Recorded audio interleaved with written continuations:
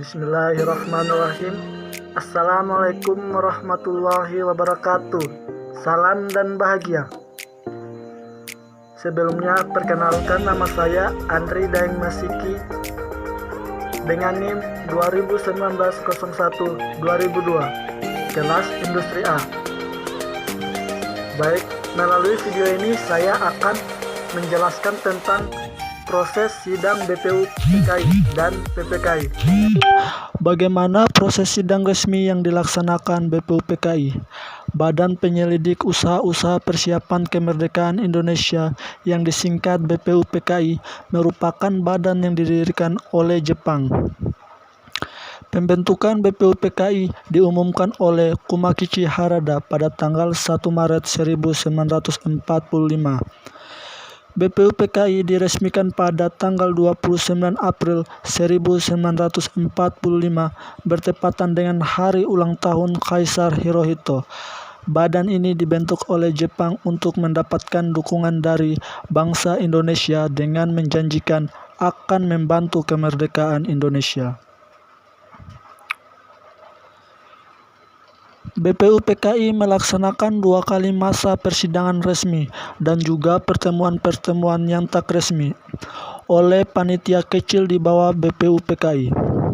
Sidang resmi BPU PKI yang pertama pada tanggal 29 Mei sampai 1 Juni 1945.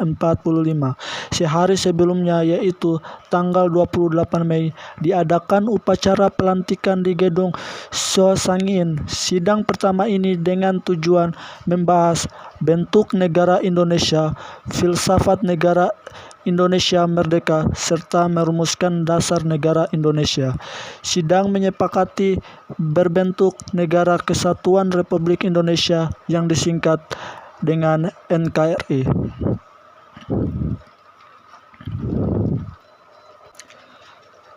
Persidangan BPU PKI yang pertama ini adalah mendengarkan pidato dari 3 orang tokoh utama Pergerakan Nasional Indonesia, Muhammad Yamin, Supomo, dan Soekarno. Hal ini dilakukan untuk mendapatkan rumusan dasar negara Republik Indonesia yang paling tepat. Agenda sidang selanjutnya adalah merumuskan konstitusi Negara Kesatuan Republik Indonesia. Sidang resmi pertama BPU PKI pada tanggal 29 Mei 1945, Mr. Profesor Muhammad Yamin berpidato menyampaikan gagasan mengenai rumusan 5 asas dasar negara Republik Indonesia, yaitu 1. Peri kebangsaan, 2. Peri kemanusiaan, 3. Peri ketuhanan, 4. Peri kerakyatan, dan kelima, kesejahteraan rakyat. Tanggal 31 Mei 1945, Profesor Mr. Dr. Supomo dalam pidato mengemukakan rumusan 5 prinsip dasar negara Republik Indonesia yang dinamakan Dasar Negara Indonesia Merdeka, yaitu 1. Persatuan, 2. Kekeluargaan, 3. Keseimbangan lahir batin, 4. Musyawarah, dan yang kelima, keadilan sosial. Selanjutnya, tanggal 1 Juni 1945, Insinyur Soekarno berpidato tentang rumusan 5 sila dasar negara Republik Indonesia yang beliau namakan Pancasila, yaitu 1. Kebangsaan Indonesia, 2. Internasionalisme, dan peri kemanusiaan, 3. Mufakat atau demokrasi, 4. Kesejahteraan sosial, dan kelima, ketuhanan yang Maha Esa.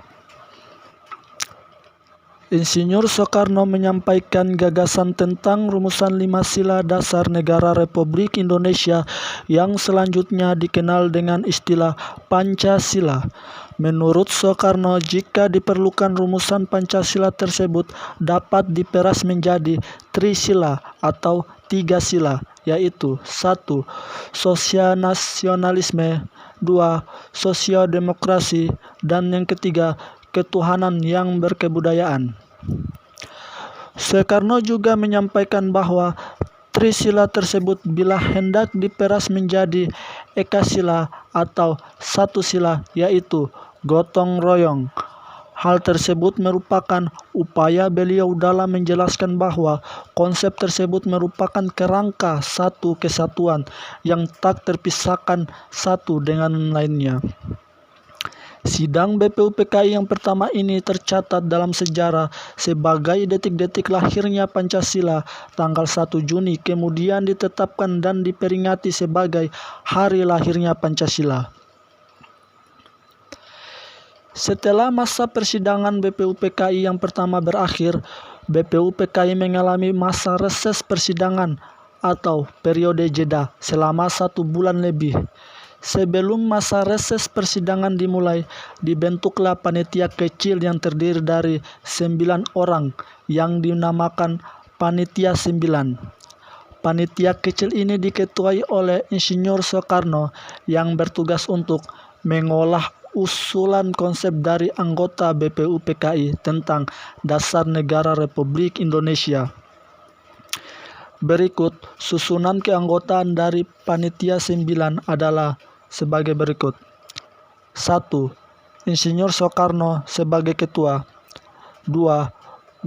Dr. Andes Muhammad Hatta sebagai wakil ketua. Ketiga, Mr. Raden Ahmad Soebardjo Djoko sebagai anggota. 4. Mr. Profesor Muhammad Yamin sebagai anggota. 5. Kiai Haji Abdul Wahid Hasyim sebagai anggota. 6. Abdul Qahar Muzakir sebagai anggota. 5. Raden Abikusno Djoko sebagai anggota. 8. Haji Agus Salim sebagai anggota. Dan yang terakhir ke-9, Mr. Alexander Andres Maramis sebagai anggota. Setelah melewati perundingan yang cukup sulit antara 4 orang dari kaum kebangsaan atau pihak nasionalis dan 4 orang dari kaum keagamaan atau pihak Islam, pada tanggal 22 Juni 1945 berhasil dirumuskan Dasar Negara Republik Indonesia yang disebut dengan Piagam Jakarta. Piagam Jakarta atau Jakarta Charter yang pada waktu itu disebut juga sebagai Gentleman Agreement. Soekarno sebagai ketua melaporkan hasil kerja panitia kecil yang dipimpinnya kepada anggota BPUPKI. Laporan tersebut berupa dokumen rancangan asas dan tujuan Indonesia Merdeka yang disebut dengan Piagam Jakarta itu. Berdasarkan dokumen tersebut, Dasar Negara Republik Indonesia berbunyi sebagai berikut. 1. Ketuhanan dengan kewajiban menjalankan syariat Islam bagi pemeluk-pemeluknya. 2. Kemanusiaan yang adil dan beradab. 3. Persatuan Indonesia. 4. Kerakyatan yang dipimpin oleh hikmat kebijaksanaan dalam permusyawaratan perwakilan. 5. Keadilan sosial bagi seluruh rakyat Indonesia. Dan sidang resmi yang kedua BPUPKI berlangsung mulai tanggal 10 Juli 1945 berakhir tanggal 17 Juli 1945.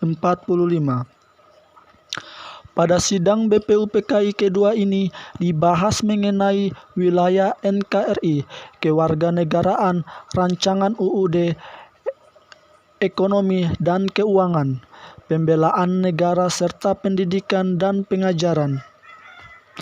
Dalam persidangan, anggota BPUPKI dibagi ke dalam panitia-panitia kecil, antara lain adalah Panitia Perancangan UUD diketahui oleh Insinyur Soekarno, Panitia Pembelaan Tanah Air diketahui oleh Raden Abikusno Djoko, dan Panitia Ekonomi dan Keuangan diketahui oleh Dr. Andes Muhammad Hatta. Tanggal 11 Juli 1945, sidang Panitia Perancangan UUD membahas pembentukan lagi panitia kecil di bawahnya yang bertugas khusus merancang isi dari Undang-Undang Dasar dengan 7 orang anggota, yaitu sebagai berikut. 1. Profesor Mr. Dr. Sepomo sebagai Ketua Panitia Kecil. 2. Mr. KMT Wongsonegoro sebagai anggota. 3. Mr. Raden Ahmad Soebarjo Jojo Adisorjo sebagai anggota. 4. Mr. Alexander Andris Maramis sebagai anggota. 5. Mr. Raden Panji Singgi sebagai anggota. 6. Haji Agus Salim sebagai anggota. Dan yang ketujuh, Dr. Sekiman Wirjo Sanjojo sebagai anggota. Pada tanggal 14 Juli 1945 diadakan sidang pleno BPUPKI menerima laporan panitia perancang Undang-Undang Dasar yang dibacakan oleh Ketua Panitia sendiri, yaitu Insinyur Soekarno. Dan yang kedua yaitu proses sidang PPKI.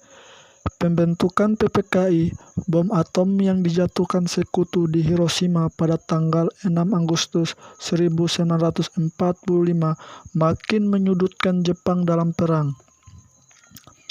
Mengetahui posisi Jepang yang melemah dan nasib Indonesia yang tidak jelas, para tokoh nasional terus mendesak kemerdekaan. Untuk melunasi janji kemerdekaannya, perwira tinggi Angkatan Darat Jepang di Saigon, Hisaishi Teruoshi, menyetujui pembentukan Dokuritsu Jambi Lingkai atau PPKI. Tugas PPKI adalah melanjutkan tugas BPUPKI dan mempersiapkan kemerdekaan Indonesia. PPKI diketahui Soekarno dengan wakilnya Muhammad Hatta, sementara anggotanya berjumlah 21 orang.